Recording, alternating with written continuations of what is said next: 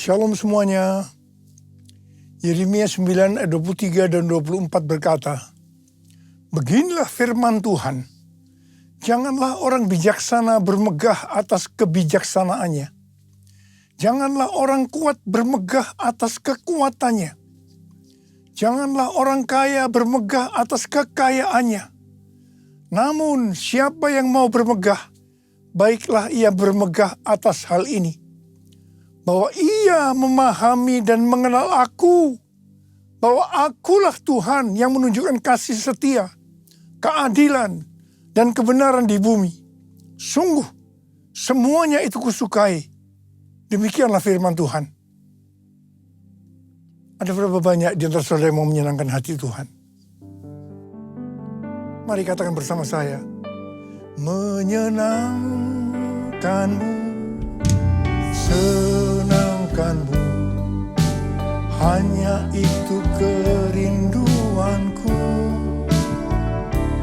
Menyenangkanmu, senangkan hatimu, hanya itu kerinduanku. Hanya itu kerinduanku. Hanya itu kerinduanku. Kalau kita mau menyenangkan hati Tuhan, mau menyukakan hati Tuhan, firman Tuhan berkata, jangan kita bangga karena kita bijaksana. Jangan kita bangga karena kita kuat. Jangan kita bangga karena kita kaya. Tetapi kalau mau bangga, banggalah dan bersukacitalah karena kita mengenal Dia dan memahami Dia. Dialah Allah yang setia, Allah yang adil, dan Allah yang benar. Semua nilai dunia ini akan hilang maknanya bila dibandingkan dengan pengenalan akan Allah. Kita harus terus mengenal Dia lebih dalam lagi. Artinya hubungan kita dengan Tuhan adalah hal yang intim. Ini pesan Tuhan yang kuat dalam menyelesaikan amanat agung tahun 2033. Selain itu, sesuai dengan kesimpulan Kongres Lausanne di Seoul tahun 2024 yang lalu, kita diingatkan, let the church declare and display Christ together. Gereja harus declare dan display Christ bersama-sama. Declare Christ atau mendeklarasikan, memberitakan Tuhan Yesus. Siapa pribadi Yesus Kristus? Kasih-Nya, anugerah-Nya, dan perbuatan-perbuatannya kepada seluruh umat manusia. Jesus for everyone. Display Christ atau menampilkan Kristus dalam kehidupan kita. Hidup seperti Kristus, mewujudkan sifatnya, karakternya, ajarannya. Kita harus menjadi garam dan terang. Hidup yang berprestasi, hidup yang berbuah, hidup yang menjadi berkat. Dengan cara ini, maka kita akan disebut murid Kristus. Dan mereka yang melihat kita akan memuliakan Bapa di sorga. Roma 14 ayat 17 dan 18 berkata, sebab kerajaan Allah bukanlah soal makanan dan minuman, tetapi soal kebenaran, damai sejahtera, dan sukacita dalam Roh Kudus. Sebab siapa saja yang melayani Kristus dengan cara ini, ia menyenangkan hati Allah dan dihormati oleh manusia. Kita diingatkan, dalam melayani Tuhan harus berfokus kepada kebenaran, damai sejahtera, dan sukacita dalam Roh Kudus. Melayani Tuhan bukan memprioritaskan hal-hal yang duniawi. Kalau kita melakukan ini, maka akan menyenangkan hati Tuhan dan dihormati manusia. Kolose 3 ayat 1 sampai dengan 4 berkata, karena itu, apabila kamu dibangkitkan bersama dengan Kristus, carilah hal-hal yang di atas, di mana Kristus ada, duduk di sebelah kanan Allah. Pikirkanlah hal-hal yang di atas, bukan yang di bumi. Sebab kamu telah mati dan hidupmu tersembunyi bersama dengan Kristus di dalam Allah. Apabila Kristus yang adalah hidup kamu tampak kelak, kamu pun akan tampak bersama dengan Dia dalam kemuliaan. Ayat-ayat ini mengingatkan kepada kita bahwa kalau kita mau ikut dalam pengangkatan, maka syaratnya adalah mencari hal-hal yang di atas. Memikirkan hal-hal yang di atas, bukan yang di bumi. Artinya, segala sesuatu yang kita lakukan di bumi harus dinilai, dipertimbangkan, dan dipikirkan dari sudut pandang kekekalan dan sorga. 1 Petrus 4 ayat 7 berkata, kesudahan segala sesuatu sudah dekat. Karena itu kuasailah dirimu dan waspadalah supaya kamu dapat berdoa. Jadi dalam menunggu kedatangan Tuhan Yesus kedua kali yang sudah semakin dekat, kita harus banyak berdoa. Memuji dan menyembah Tuhan bersama-sama dalam unity siang dan malam. It's all about you. It's all about you. It's all about you, Jesus. It's all about you. It's all about you. It's all about you, Jesus. Dalam menyelesaikan target amanat agung tahun 2033, saat ini kita berada di tahun 2025. Tahun 2025 adalah tahun di mana bencana alam, peperangan, ketidakpastian, krisis ekonomi akan semakin hebat. Kita berada di akhir dari akhir zaman. Seperti yang dikatakan dalam 2 Timotius 3 ayat 1 sampai dengan 9. Bahwa hari-hari ini kita memasuki masa yang sukar. Manusia akan mencintai dirinya sendiri dan menjadi hamba uang. Tetapi yang luar biasa, justru dalam keadaan yang seperti ini, Tuhan memberikan tema untuk tahun 2025. Dikatakan bahwa tahun 2025 adalah tahun penuaian. The year of harvest. The year of harvest. Kalau kita menyelidiki ayat-ayat yang merujuk pada penuaian atau harvest, maka terdapat beberapa jenis tuaian, yaitu yang pertama, tuaian jiwa-jiwa yang terhilang dan membutuhkan pemulihan hubungan. Yang kedua, tuaian perluasan kerajaan Allah. Yang ketiga, tuaian berkat rohani dan jasmani. Dan yang keempat, tuaian hidup yang berbuah atau buah roh. Kelima, tuaian hidup yang kekal. Dan yang keenam, tuaian di bumi yang mengalami murka Allah. Saya percaya tahun 2025 Tuhan akan banyak berbicara tentang penuaian, yaitu seperti yang sudah disebutkan di atas. Mengenai penuaian jiwa-jiwa, kita sedang berada dalam masa penuaian jiwa yang terbesar dan yang terakhir sebelum Tuhan Yesus datang kembali. Roh Kudus, Pentakosta ketiga sedang bergerak ke seluruh dunia. Harvest now, Jesus for everyone. Harvest now, Jesus for everyone. Kita sebagai orang percaya, kita sebagai murid Tuhan Yesus diingatkan bahwa tugas utama kita tanpa melihat apa profesi kita adalah menyelesaikan amanat agung.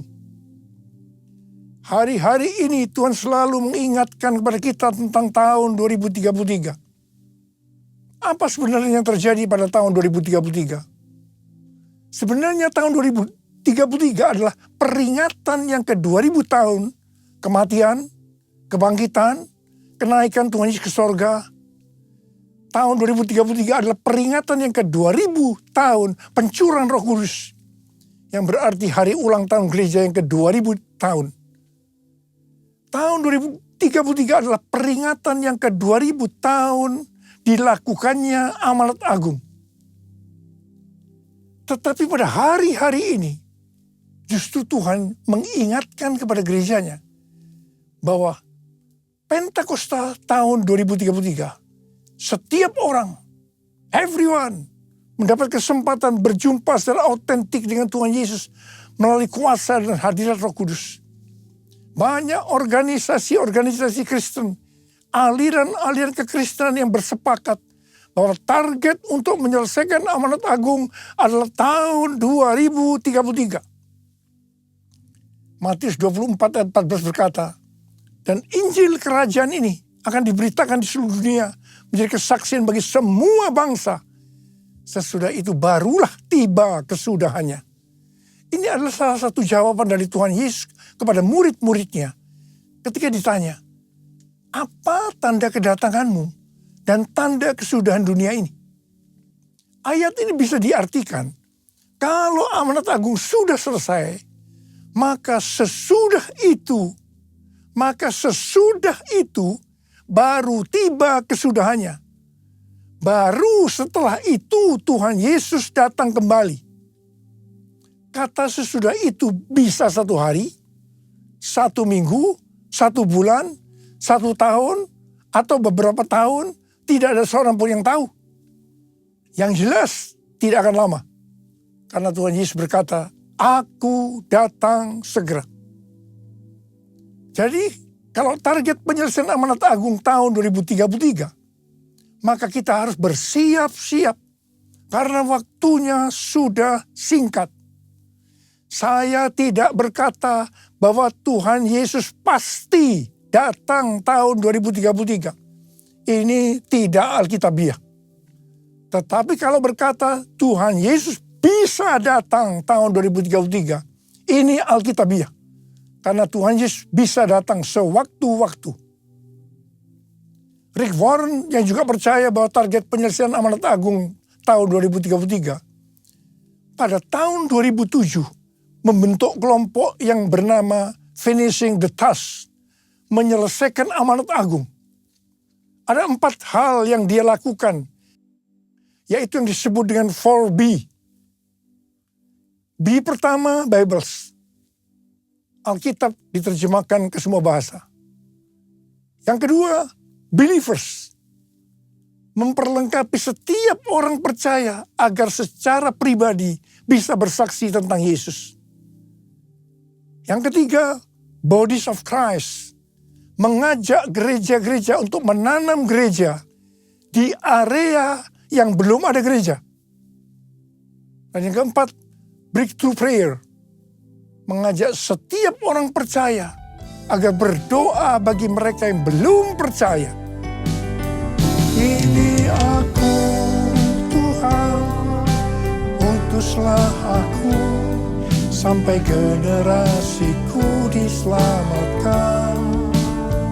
Ini aku, Tuhan, utuslah aku, sampai generasiku diselamatkan. Sampai generasiku diselamatkan.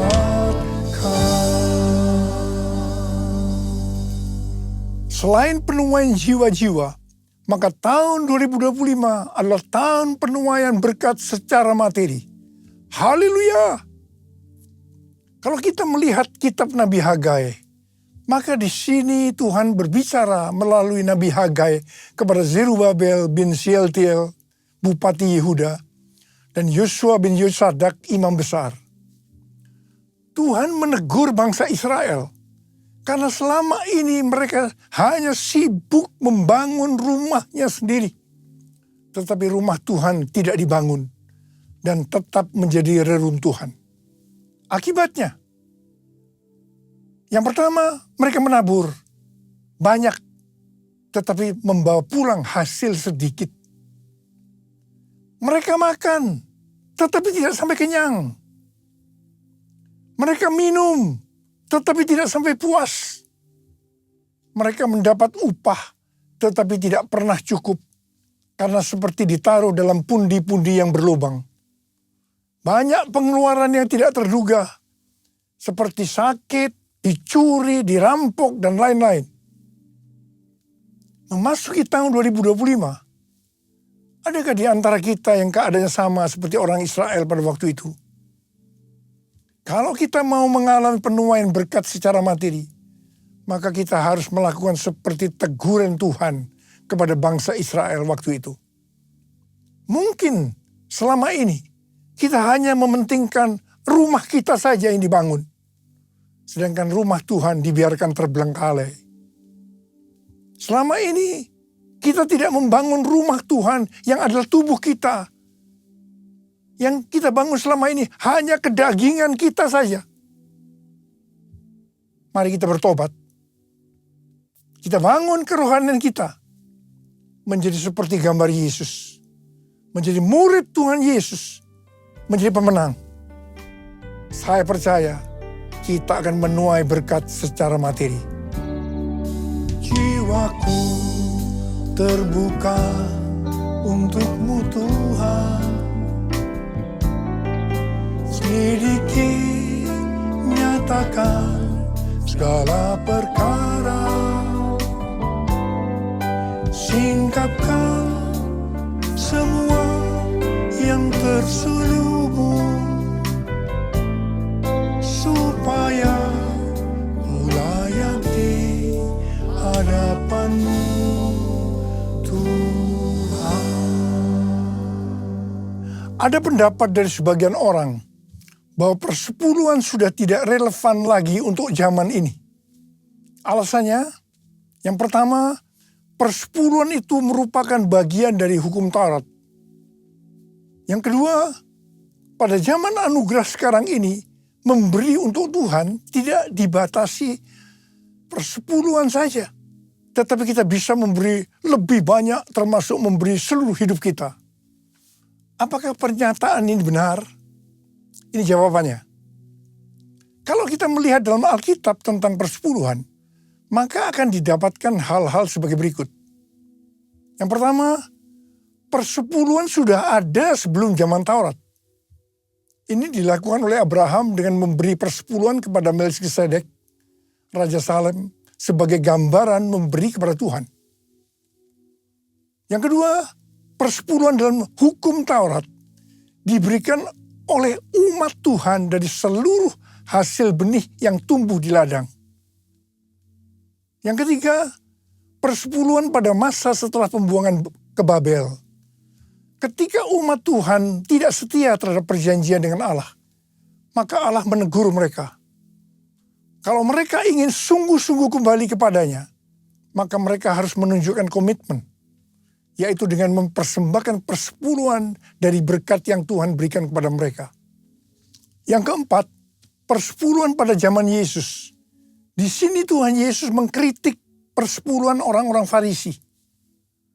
Tuhan Yesus tidak menolak praktik persepuluhannya, tetapi Tuhan Yesus menegur mereka karena mengabaikan keadilan, belas kasihan, dan kesetiaan. Tuhan Yesus berkata, yang satu, yaitu persepuluhan, harus dilakukan, dan yang lain, keadilan, belas kasihan, kesetiaan, jangan diabaikan. Yang kelima, persepuluhan pada zaman anugerah masa kini. Seperti yang tadi disebutkan, bahwa ada sebagian orang yang menganggap bahwa kita berada dalam zaman anugerah. Sehingga tidak perlu ada aturan-aturan dalam memberi persembahan seperti persepuluhan. Kita bebas memberi, termasuk mempersembahkan seluruh kehidupan ini. Ini sepertinya baik, tapi tidak benar. Persepuluhan adalah jumlah minimal yang Tuhan minta kepada kita untuk dipersembahkan dari berkat yang Tuhan berikan kepada kita. Kalau yang minimal ini saja dipermasalahkan, apalagi yang lebih besar dari itu, termasuk persembahan seluruh kehidupan ini. Persepuluhan kita berikan karena kita mengasihi Tuhan. Persepuluhan dipersembahkan dengan respon atas kesetiaan Tuhan. Allah selalu setia dan tetap setia sampai pada hari ini. Karena itu tidak perlu ragu-ragu untuk memberikan persepuluhan. Persepuluhan masih berlaku sampai hari ini. Apa berkat yang Tuhan sediakan kalau kita memberikan persepuluhan? Kita akan baca di Maleakhi 3 ayat 8 sampai dengan 12. Mari kita baca bersama-sama. Bolehkah manusia menipu Allah? Namun kamu menipu aku. Tetapi kamu berkata, dengan cara bagaimanakah kami menipu engkau? Mengenai persembahan, persepuluhan, dan persembahan khusus. Kamu telah kena kutuk, tetapi kamu masih menipu aku.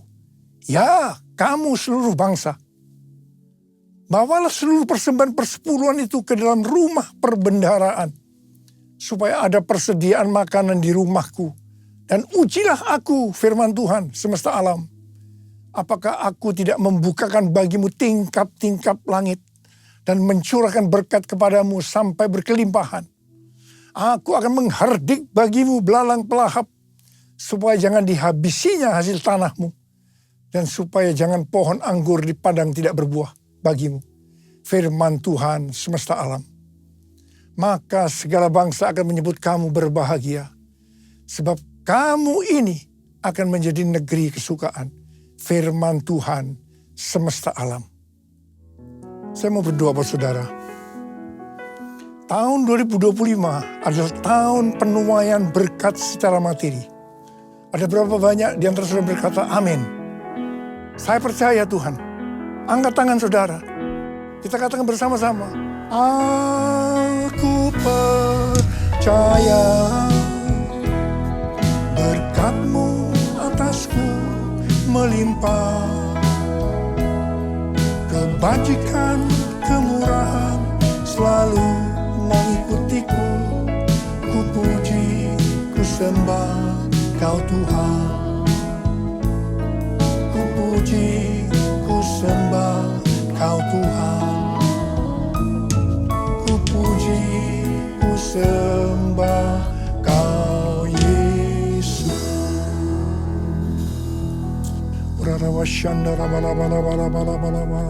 Mari angkat tangan kita. Berbahasa roh, yang sudah berbahasa roh, kita berbahasa roh saat ini.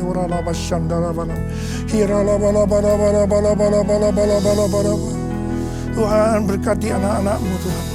Kami saat ini sesuai dengan tema yang Kau berikan kepada kami tahun 2025. Bahwa tahun 2025 adalah tahun penuaian berkat secara materi. Sekarang terima. Terima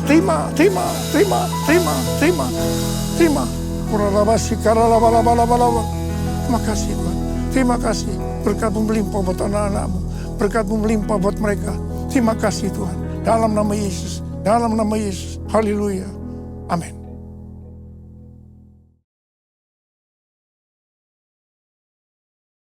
Kita akan masuk dalam perjamuan kudus. Kita akan mengingat ayat ini.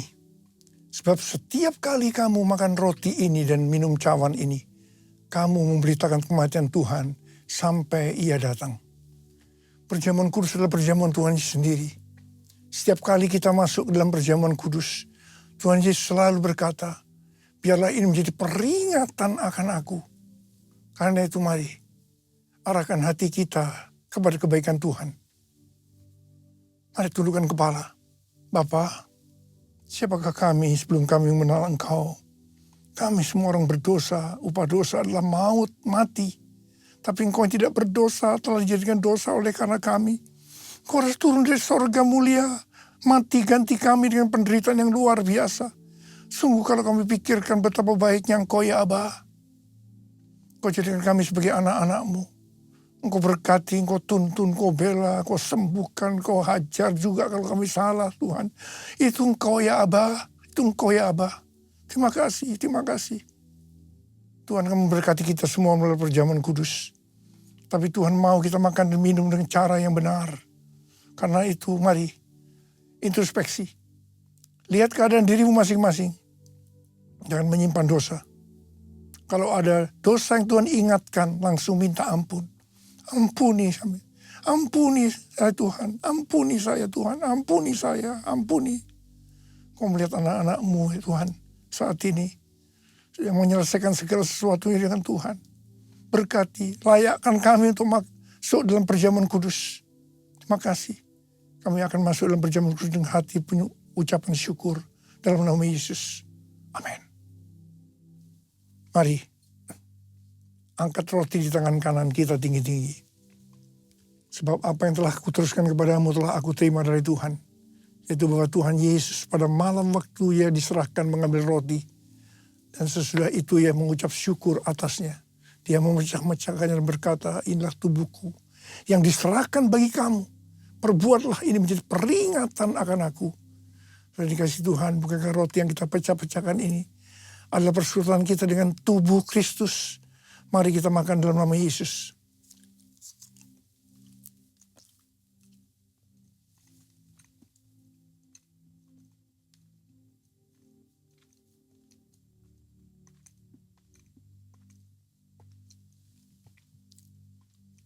Angkat cawan di tangan kanan kita tinggi-tinggi. Demikian juga yang mengambil cawan sesudah makan lalu berkata, cawan ini adalah perjanjian baru yang dimeteraikan oleh darahku. Perbuatlah ini setiap kali kamu meminumnya menjadi peringatan akan aku. Sudah dikasih Tuhan, bukankah cawan pengucapan syukur. Yang atasnya kita ucapkan syukur adalah persekutuan kita dengan darah Yesus. Mari kita minum dalam nama Yesus.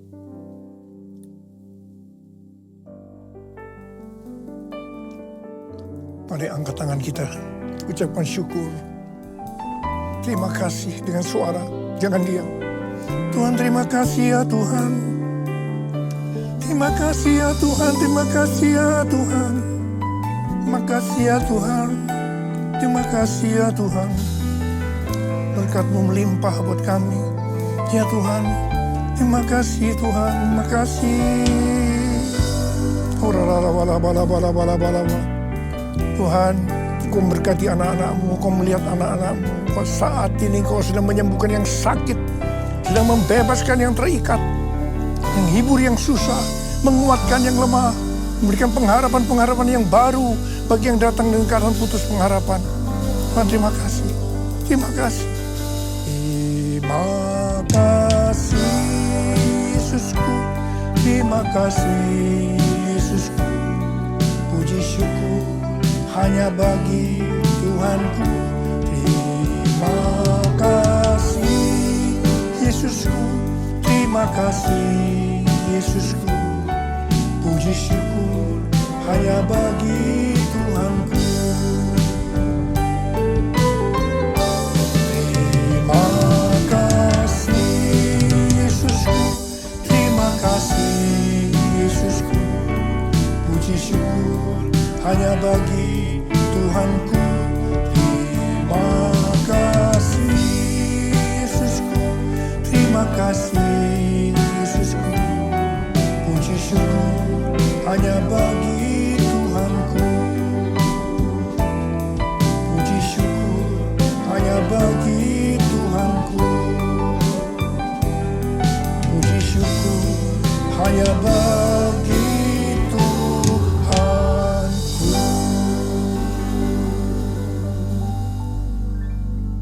Mari angkat tangan kita. Terimalah berkat Tuhan. Kasih karunia yang berlimpah-limpah daripada Allah Bapa dalam Anak yang tunggal Yesus Kristus. Persekutuan yang manis dengan Roh Kudus menyertai kita semua. Mulai hari ini sampai Tuhan Yesus datang menjemput kita di awan-awan dan bahkan sampai selama-lamanya. Yang percaya bersama-sama katakan amin.